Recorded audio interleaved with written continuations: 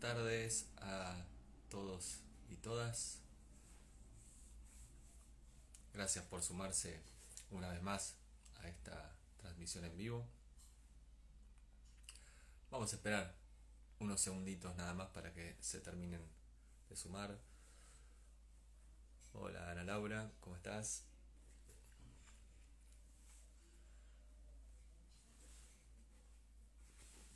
Buenas tardes a quienes están sumando a esta tercera transmisión en vivo que hago por Instagram. Antes de adoptar esta modalidad, las clases gratuitas mensuales las solía hacer por alguna de las plataformas, por Zoom o por Meet. Y bueno, ya es el tercer mes que utilizo aquí esta red social para hacerlo. Y que de algún modo me resulta más cómodo porque ya quedó grabada y no tengo que andar haciendo. Hola Ana Laura.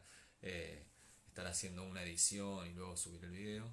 Pero por otro lado, todavía me resulta un poco incómodo, me da cierta extrañeza esta cosa de al menos no ver otras caras en la pantalla y ver solo la mía. Así que bien, antes de comenzar con esta charla del día de hoy, que si estuvieron en las charlas anteriores, que están grabadas aquí ahí en los videos de Instagram, estuvieron dedicadas a Macedonio Fernández y la siguiente estuvo dedicada a qué es un dispositivo de Agamben. Estoy tratando de hacerlas de 40 minutos, ¿sí? Así que hoy voy a tratar de respetar ese timing, ¿sí? Que vengo manteniendo. Y como siempre, estas charlas, estos encuentros tienen un poco el fin también de dar a conocer lo que solemos hacer los días lunes y los días jueves principalmente en estos grupos virtuales que se han armado desde que comenzaron las restricciones por la pandemia.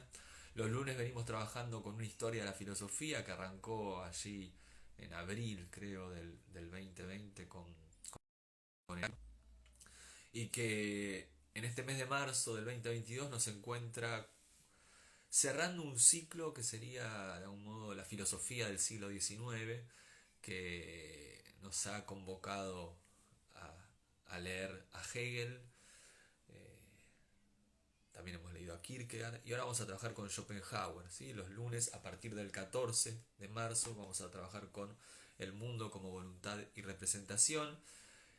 Y en realidad Schopenhauer también es un poco la excusa o la preparación, mejor dicho, para lo que vamos a comenzar a trabajar a partir de abril, que es otro filósofo del siglo XIX, pero que me interesa que tenga un lugar en especial, sobre todo por una afinidad y porque es de algún modo a uno de los autores a los que más me dedico en mi tarea de investigador, que es Nietzsche. ¿Sí? El resto del año creo que lo vamos a dedicar a leer los textos de Nietzsche, ¿sí? De manera, hasta quizás diría cronológica. Y los jueves, el 10 de marzo, comienza el tercer curso dedicado a las clases de Deleuze sobre Foucault, la subjetivación, ¿sí? Que es el tercer tomo publicado por Cactus, y eso comienza el jueves 10 de marzo, o sea, el jueves de esta semana. ¿Sí? Entonces, jueves 10 de marzo, Foucault por Deleuze, ¿sí? Tercer tomo, la subjetivación. Si no hicieron los otros dos cursos, que fueron el de diciembre y el de este mes, el del febrero que ya pasó, no importa, yo no presupongo que lo hayan hecho, por supuesto que están disponibles on demand todos esos cursos anteriores, pero en principio no es una condición para poder sumarse a este tercero. ¿Sí? Lo mismo con Schopenhauer, no tiene que haber hecho todos los cursos anteriores para poder sumarse en esta nueva versión. Entonces, en el día de hoy, ¿sí? Nos vamos a dedicar a dos textos con el mismo título, que es ¿qué es la ilustración? ¿Sí? El texto de Kant y el texto de Foucault. ¿Qué es la ilustración? Y el primer texto, el texto de Kant, tiene como fecha 1784. ¿Sí? Podemos ubicar este texto de este fundamental filósofo alemán, ¿no? En el periodo ya de las críticas. ¿Sí? La primera edición de la Crítica de la Razón Pura es de 1781, la segunda edición es de 1787, la Crítica de la Razón Práctica es de 1788 y la Crítica del Juicio de 1790. ¿Sí? Entonces un texto ya del Kant de la época de las críticas, lo cual no es un dato menor, sobre todo cuando empecemos a charlar sobre la lectura que hace Foucault de este texto. Y bueno, esta es la propuesta de un diario, ¿sí? Había habido una publicación previa de Mendelssohn dando respuesta, ¿no? A esta consigna que es la ilustración. Kant no la leyó al momento de escribir la suya y aparece ahí en 1784 publicado este texto Un texto que es muy importante, ¿sí? Dentro de la historia de la filosofía y dentro de la obra de Kant, por supuesto, que se suelen, sí, ubicar estos textos siempre bajo el rótulo de filosofía de la historia, ¿sí? Filosofía de la historia. Entonces, Kant dice, ¿qué es la ilustración? Bueno, la ilustración es la salida del hombre de su minoría de edad. Pero es la salida del hombre de una minoría de edad de la cual él mismo es responsable. ¿Qué significa para Kant ser menor de edad? Bueno, para Kant ser menor de edad es ser incapaz de servirse del propio entendimiento sin la dirección de un otro, sin la tutela de un otro. Y la pregunta que nos hacemos inmediatamente es por qué el hombre es culpable, ¿no? de esta, o responsable de esta minoría de edad. Dice Kant, porque le falta decisión y le falta ánimo para servirse con independencia de su entendimiento. Ten valor para servirte de tu propio entendimiento. Esa es la consigna de la ilustración, dice Kant, ¿no? Tener el coraje de empuñar y apropiarnos del entendimiento, ¿sí?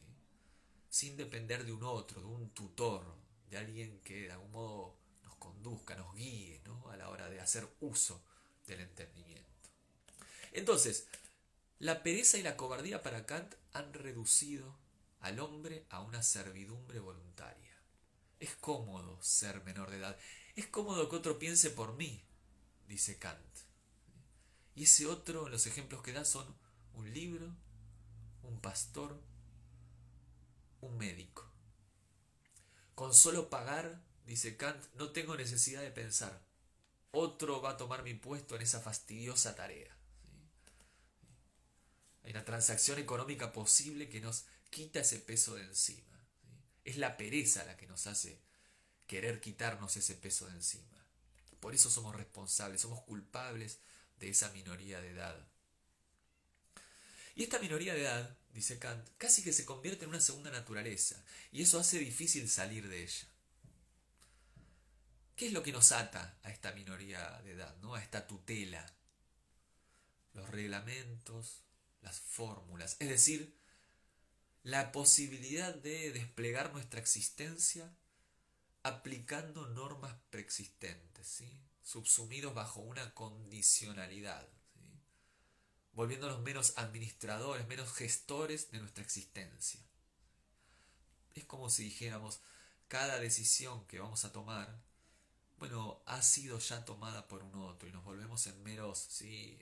Funcionarios que de manera sumisa y pasiva siguen esas prescripciones previas que orientan, determinan, configuran nuestra existencia.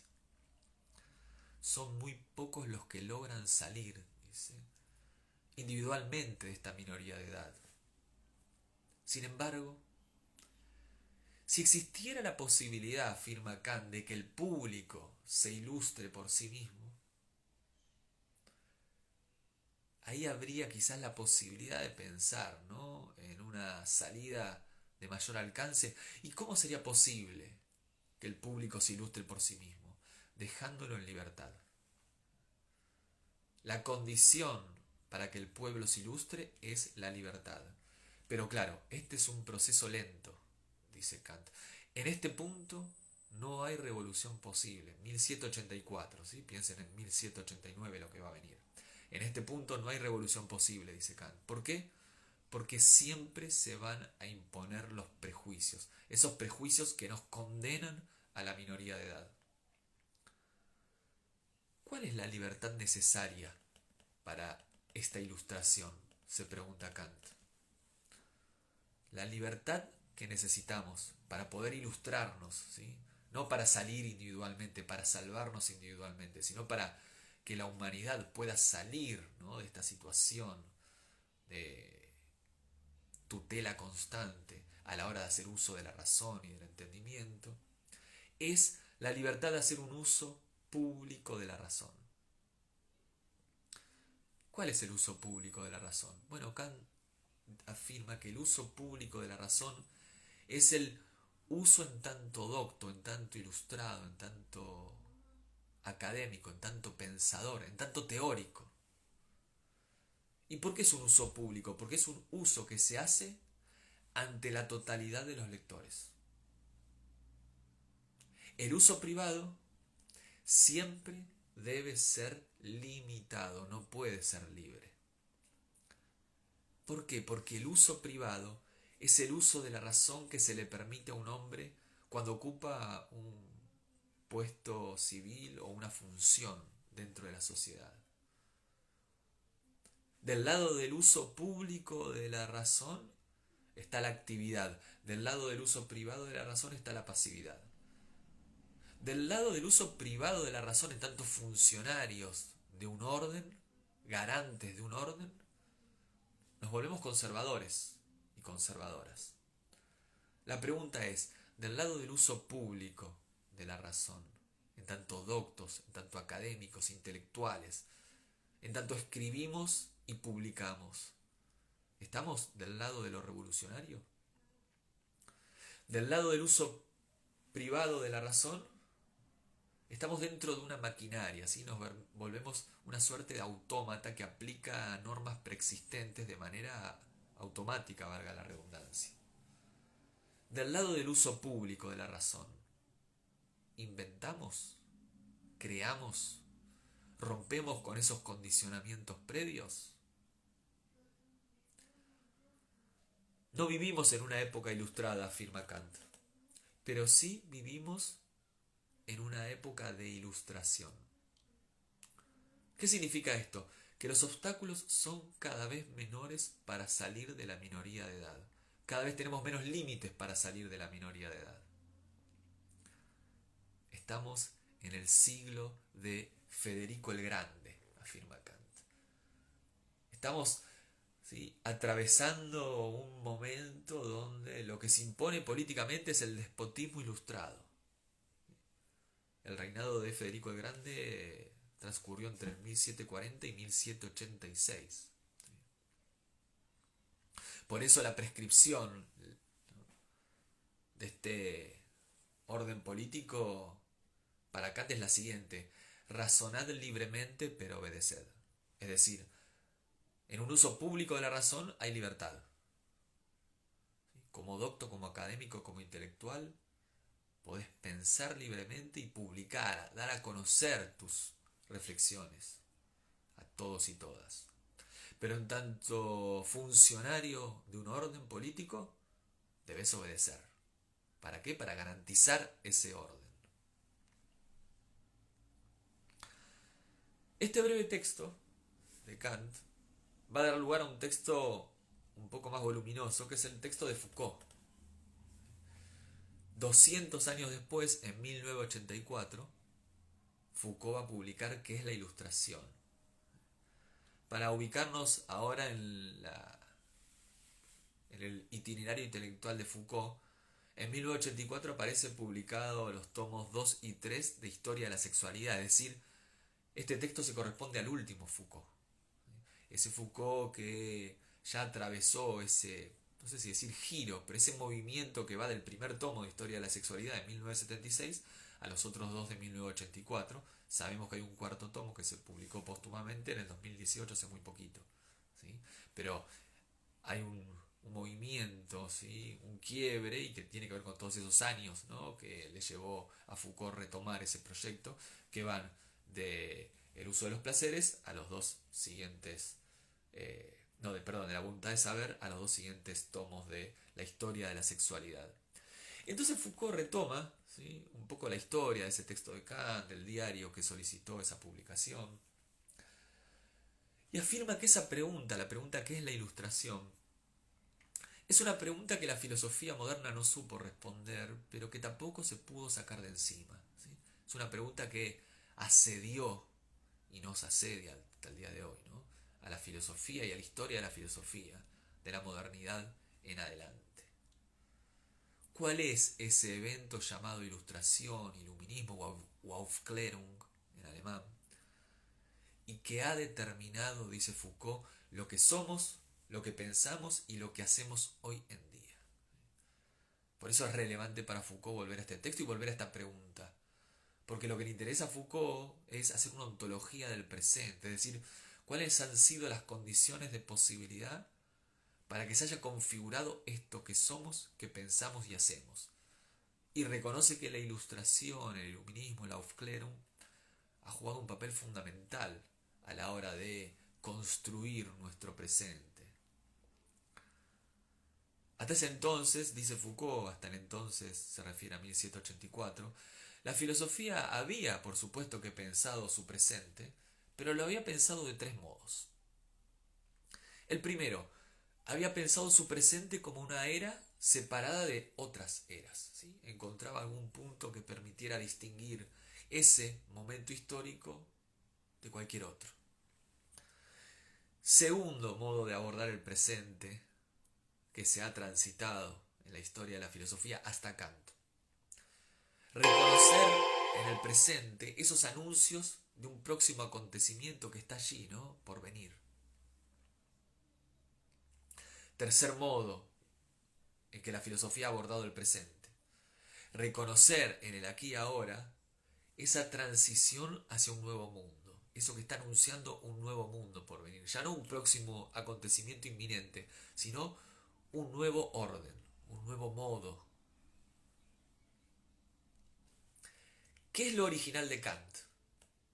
Que para Kant la ilustración no es nada de esto. La ilustración es una salida, es una vía de escape. Para Kant la ilustración nos libera del estado de tutela, nos libera de esta minoría de edad. Y en este sentido Foucault va a señalar que hay una ambigüedad, ¿no?, en la propuesta kantiana. ¿Por qué? Porque por un lado la ilustración es entendida como un proceso, pero a la vez es una tarea, es una obligación, ¿no? Hay algo del orden de lo individual. Lo mencioné recién cuando charlamos sobre el texto de Kant, ¿no? Kant afirma, individualmente es muy difícil, entonces hay que pensar en términos sociales, en términos colectivos, y solo se puede dar si hay libertad para que el pueblo, la sociedad, se ilustre a sí misma. Entonces hay un proceso a mayor escala, pero al mismo tiempo hay una tarea, una obligación que recae en lo individual. Ahora bien, ¿a qué remite el concepto de humanidad en Kant?, se pregunta Foucault. Porque humanidad puede querer decir dos cosas.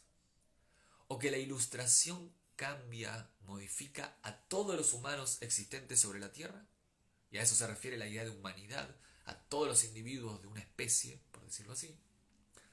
O que cambia lo constitutivo del humano, y ahí la humanidad se convierte como, ¿no?, un concepto abstracto, y lo que se cambia es la esencia, ¿no?, la sustancia de lo humano propiamente dicho. Para que esta salida sea posible, Foucault nos recuerda que tienen que darse dos condiciones. La primera es distinguir el campo de la obediencia del campo del uso de la razón, lo que en Kant es el uso privado del uso público. El uso privado es el campo de la obediencia, el uso de la razón es el uso público, el uso libre. Acá, dice Foucault, la palabra que usa Kant en alemán es resonieren, ¿sí?, razonar por razonar, un razonar sin condicionamientos, sin fines, sin prescripciones, sin condiciones previas que lo determinen. Y acá lo interesante, y quizás todos y todas lo hayan podido reconocer cuando charlamos sobre el texto de Kant hace unos minutos, es que Kant invierte lo que llamamos la libertad de conciencia. Porque él dice, en el uso privado somos una pieza de una máquina, por lo tanto hay que obedecer. En el uso privado no hay libertad. ¿Dónde hay libertad? En el uso público. En el uso privado estamos subordinados a reglas y fines. En el uso público se razona libremente en tanto ser razonable. Dicho de otro modo, en Kant se da una superposición del uso universal, del uso libre y del uso público de la razón. Y esto hay que entenderlo porque es, yo diría en principio, muy potente, ¿no?, para pensar y para pensar nuestra actualidad, que es lo que le interesa a Foucault en 1984 y lo que nos interesa a nosotros y nosotras en el 2022, que es interpretar que cuando estamos, ¿sí?, en nuestro escritorio escribiendo sobre Kant y Foucault, estamos haciendo un uso público de la razón, un uso universal, un uso libre de la razón. Y que cuando estamos yendo como buenos ciudadanos a pagar nuestros impuestos, allí estamos haciendo un uso privado. ¿No? Y ven que es hasta antiintuitivo, ¿no? Porque no, cuando me pago los impuestos ese es el uso público, ¿no? Me convierto en un ciudadano que respeta la norma. No, no, ese es el uso privado. Y ahí no hay libertad, ahí debe haber obediencia. Ahí hay condicionamiento, hay normas que hay que aplicar y que hay que obedecer. Nos volvemos meros autómatas, somos parte de la máquina. ¿Sí? Somos un ladrillo en la pared. Ahora, cuando estamos encerrados en nuestro escritorio escribiendo sobre un texto de Kant, en ese momento estamos haciendo un uso universal de la razón, un uso público. El uso privado, cuando vamos a pagar los impuestos, es conservador. El uso público, cuando estoy escribiendo en mi escritorio, quizás sea revolucionario. En el uso privado de la razón, ¿sí? Soy un autómata. ¿Sí?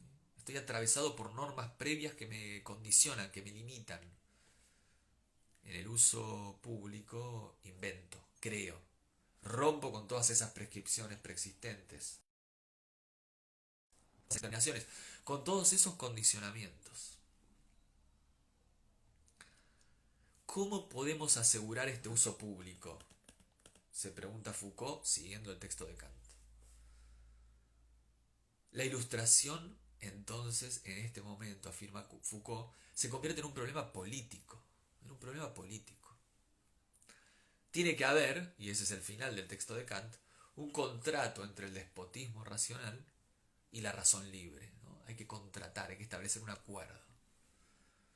Y aquí, en este punto, afirma Foucault, ya despegándose del texto, se hace necesaria la crítica. ¿Por qué? La crítica en términos kantianos, ¿no? La crítica de la razón pura, la crítica de la razón práctica y la crítica de los juicios. ¿Por qué? Porque define las condiciones bajo las cuales es legítimo el uso de la razón para determinar lo que se puede conocer, lo que se debe hacer y lo que se puede esperar. Para hacer un uso público de la razón recto, debemos seguir las prescripciones de la crítica de la razón pura, de la crítica de la razón práctica y la crítica del juicio. La crítica de la razón pura señala qué es lo que se puede conocer, de algún modo pone límites a ese uso de la razón, en el sentido de que garantiza que no nos vayamos más allá y pretendamos conocer lo que no se puede conocer. Es decir, nos limita a los objetos de una experiencia posible.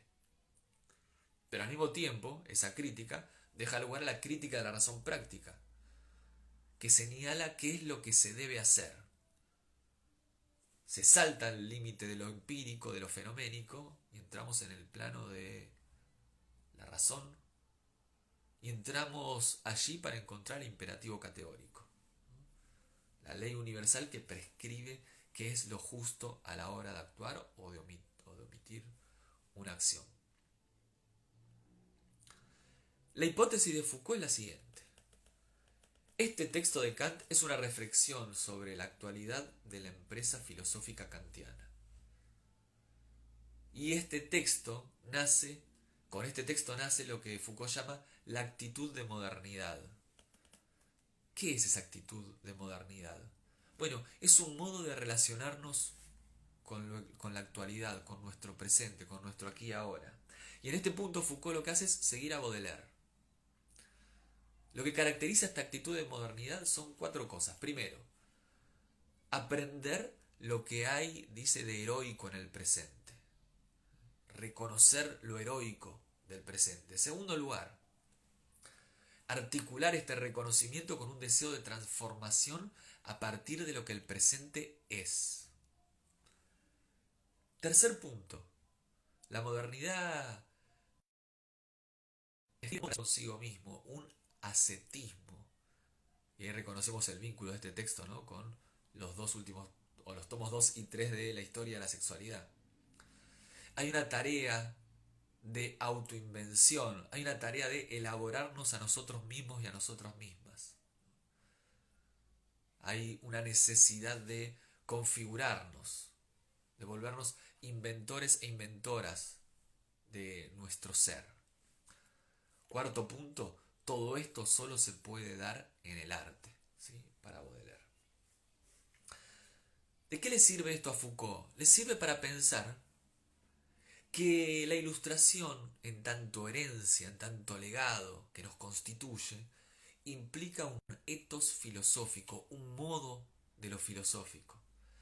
Y ese etos filosófico está caracterizado como una crítica permanente de nuestro ser histórico, una crítica permanente de nosotros mismos y nosotras mismas.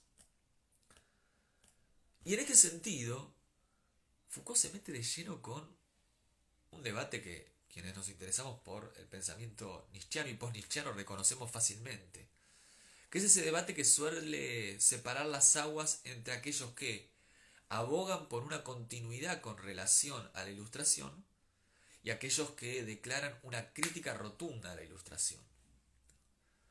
Por eso dice Foucault, esta pregunta, ¿qué es la ilustración?, se ha reformulado de muchas maneras, ¿no? Pensemos en Adorno y Horkheimer, en Dialéctica del Iluminismo, ¿sí? Pensemos en Habermas, pensemos en Weber, pensemos incluso en Derrida, ¿no? Que para quienes me conocen saben que es el autor al que yo más trabajo como investigador. El mundo de las luces por venir es un texto derridiano donde declara un legado, ¿sí?, indeconstruible de la ilustración, del iluminismo. Entonces dice Foucault, para romper esta falsa dicotomía, dice, lo que hay que reconocer es que la ilustración no es sinónimo de racionalismo y la ilustración no es sinónimo de humanismo. ¿Sí? No hay que confundir estos conceptos. Hay una tensión entre esta invención de sí que caracteriza la ilustración y el humanismo, ¿no? Y la necesidad de establecer una esencia de lo humano. Entonces no se pueden confundir. Incluso, dice Foucault, hay que pensar que quizás sean contrarios, ¿no?, que se repelan. Humanismo e ilustración. ¿A dónde conduce este etos filosófico para Foucault? A una ontología histórica de nosotros mismos y de nosotras mismas. Este etos filosófico nos deja tarea para el hogar. ¿Sí? Y este etos filosófico tiene algunas características. La primera, actitud límite. Hay que rechazar la dicotomía fuera-dentro, fuera o dentro de una tradición, fuera o dentro del iluminismo, ¿no?, fuera o dentro de la metafísica. Textual, hay que colocarse en las fronteras, dice Foucault. Y cuando leo eso digo, acá está muy cerca de Derrida, ¿no? Ese pensamiento de la frontera, del límite, y esa puesta en crisis de la lógica oposicional binaria sobre la que se ha configurado la metafísica occidental. Esta crítica, dice Foucault, debe ser arqueológica, en el sentido de que no busca estructuras universales, no busca lo que Deleuze llama lo molar, sino esos discursos históricos que nos constituyen. Y esta crítica al mismo tiempo, dice Foucault, es genealógica. Y esto lo leo del texto. Desprenderá de la contingencia que nos ha hecho ser lo que somos la posibilidad de no seguir siendo, pensando o haciendo lo que somos, hacemos o pensamos. Y mira allí cómo se pone, ¿no?, en evidencia durante todo este mes con el segundo tomo del curso de Deleuze sobre Foucault, El poder, cuando Deleuze justamente señala que lo que motoriza la reflexión de Foucault tiene que ver con la pregunta ¿qué hacer? ¿Qué hacer? Y en ese sentido, lo que está pensando Foucault es la posibilidad de otro modo de vida posible, ¿sí?, valga la redundancia. Pensar otro modo de vida posible. Y por eso le interesa volver a la ilustración y por eso le interesa volver a este texto de Kant. Vamos a desprender de la contingencia que nos construyó y nos configuró como somos la posibilidad de no seguir siendo como somos. Esta crítica intenta renovar el esfuerzo del trabajo indefinido de la libertad, dice Foucault. Y ven cómo en el último Foucault, y eso es lo que vamos a trabajar bastante en el curso que vamos a desarrollar los jueves de marzo, se pone el acento, ¿no?, en la libertad. Esa libertad que no puede pensarse, ¿no?, sin el poder, o a la inversa. Una libertad que es la que permite pensar el poder, porque poder en términos de encuentro de fuerzas implica afectos, un afectar y un ser afectado, es decir, un intento de hacer y una resistencia. Sin libertad no hay poder. Y pareciera ser que el Foucault, que va hasta el primer tomo de la historia de la sexualidad, pone el acento en el poder. Y este último Foucault pone el acento en la libertad. Segunda característica de este etos filosófico, una actitud experimental, dice Foucault. Hay que abandonar los proyectos universales, globales, molares, como diría Deleuze, y hay que pensar en términos moleculares, hay que pensar en microresistencias, ¿sí? Hay que dejar los grandes proyectos, los grandes paradigmas, ¿sí? Los grandes sujetos políticos para pensar microfísicamente, porque es allí donde se juegan las relaciones de poder, esas relaciones de fuerza que producen, ¿no? Esas singularidades o esos puntos, que son esos encuentros de fuerzas donde se da un afecto. Tercer característica. Ahí dice Foucault, ¿y qué pasa con la posibilidad de que existan estructuras más generales que, si ponemos el acento en lo microfísico, nos lleven puestos, ¿no? Y que nos terminen sujetando? Bueno, dice Foucault, eso es lo que convierte a nuestra tarea una tarea siempre a recomenzar. Y al mismo tiempo esto implica una apuesta. ¿Qué apuesta? La apuesta por pensar la posibilidad de desconectar, dice Foucault, el crecimiento de las capacidades con la intensificación de las relaciones de poder. Históricamente, siempre se ha dado un aumento, un crecimiento de nuestra potencia con un correlativo aumento de las relaciones de poder. ¿Es posible aumentar la potencia sin aumentar las relaciones de poder? Yo diría que en términos nietzscheanos sería algo así como: ¿es posible que aumenten las fuerzas activas sin que de la mano haya un aumento de las fuerzas reactivas correlativo? En términos de Spinoza, ¿no? Podemos aumentar nuestra potencia de obrar, podemos abogar por hacer de afectos activos, ¿sí? Y quizás de acciones un modo de vida posible que esté impregnado por estos afectos activos y por las acciones, y que no vaya, ¿no?, de la mano de un aumento de los afectos pasivos, de la tristeza, de la disminución de nuestra potencia de obrar.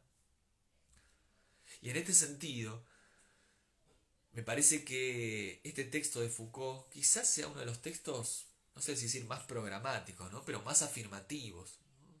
Si luego lo quieren leer, invito a que lean toda la parte final, que aquí no vamos a recorrer, pero van a ver que allí Foucault es como que pone, ¿sí?, mucho condimento, mucha sal, mucha pimienta a esta suerte de anuncio, por decirlo así, de una tarea para el hogar, de una tarea para hacer. Una tarea política, claramente. Política, pero no política en términos de lo que la tradición entiende por político, ¿no? Estado, partido y todo lo que conocemos como grandes estructuras universales, grandes sujetos políticos que abogan por un posible cambio. Y por eso el texto de Kant le interesa y le interesa 200 años después, y por eso creo que nos tiene que interesar a nosotros y nosotras ahora. Porque en última instancia nos permite pensar en una resistencia posible a eso que somos. Que de algún modo implica un, como dice Derrida y el título que lleva su última entrevista, un estar en guerra con nosotros mismos y nosotras mismas. Poner en crisis, hacer temblar eso que somos. A partir del reconocimiento de esas contingencias que nos hacen ser lo que somos y que en última instancia nos invitan a pensar otros modos de vida posible. Entonces, lo que vamos a hacer, y con esto vamos cerrando la charla del día de hoy, a lo largo de marzo, ¿sí?, repito, los jueves, ¿sí?, a partir del 10 de marzo, ¿sí?, de este jueves de esta semana, vamos a recorrer ese último tomo de las clases de Deleuze sobre Foucault, que se centra en la subjetivación, que se centra en ese último Foucault, ¿sí?, en el Foucault que aparece aquí, que es la Ilustración. Y los lunes, a partir del 14 de Vamos a ver la filosofía de Schopenhauer, el mundo como voluntad y representación, el primer tomo, ¿sí? Y vamos a ver allí su crítica a Kant, ¿sí? Que va a atravesar todo ese texto. Por eso la charla de hoy me parecía que era de algún modo una suerte de anuncio de lo que vamos a transitar a lo largo de marzo. Y luego en abril, ¿sí? Ya la cosa irá por otros recorridos y vamos a abrir otro tipo de modalidad de trabajo que va a ser la de grupo de estudio, pero eso ya quedará anunciado por las redes y se enterarán en su debido momento. Así que bien, hemos terminado la charla del día de hoy. Les agradezco mucho a quienes se han conectado de manera sincrónica, han seguido esta transmisión aquí por Instagram. Muchas gracias. Y a quienes están viendo la grabación también, por supuesto, muchísimas gracias. Nos vemos. Cualquier consulta me pueden escribir un mensaje, mandar un mail a sebaschun@gmail.com. Pueden entrar a mi web, sebastianchun.com.ar. Y bueno, nos veremos seguramente en alguno de estas propuestas. Muchísimas gracias y hasta la próxima.